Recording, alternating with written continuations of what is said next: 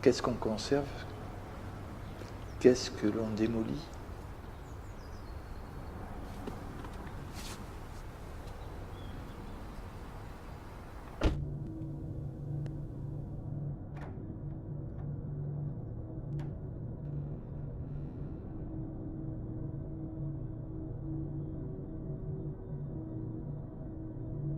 Ce sont des architectes hollandais qui étaient venus dans la région et en France faire le tour et le repérage de toutes les œuvres de Le Corbusier.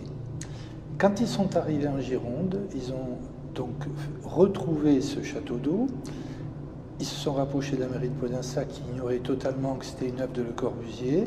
Ils se sont rapprochés de la fondation Le Corbusier qui, elle, est descendue, est venue voir, faire une expertise et a donc reconnu que c'était bien le château d'eau, la première œuvre de Le Corbusier, construite en 1917 à Podensac.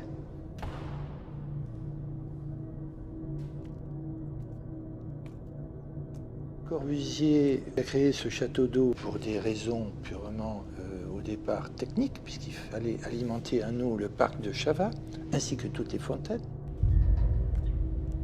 Le monde est en perpétuelle évolution, transformation, la ville bouge, elle se transforme, etc. Et on s'aperçoit qu'il y a des éléments importants de notre patrimoine qui, du jour au lendemain, peuvent disparaître.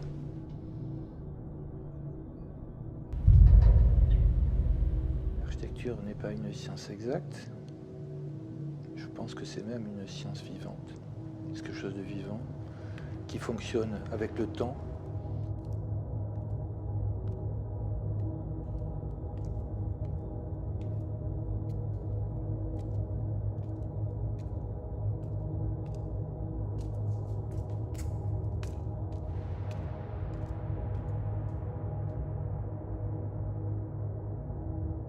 Le château de Le Corbusier est un laboratoire. C'est un excellent sujet pour se projeter dans le temps. Il a proposé au propriétaire, François Thévenot, de créer la gloriette, de venir glisser entre le fût et la cuve cet espace qui est un espace de réflexion, de contemplation, voire de repos, etc. Donc le fait d'avoir une œuvre de jeunesse de Le Corbusier qui déjà montre une démarche avant-gardiste dans son approche, car il aurait pu construire un château d'eau fonctionnel, classique.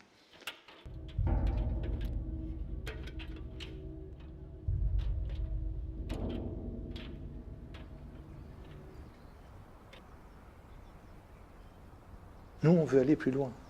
On ne va pas se contenter uniquement de le restaurer. Il est classé monument historique depuis 2006. Donc on va le restaurer, bien sûr, suivant les règles de l'art. Mais c'est le moment de voir comment, et si Le Corbusier était là, comment cet espace aurait pu être, au contraire, un espace de création. Et il le sera, un espace de création.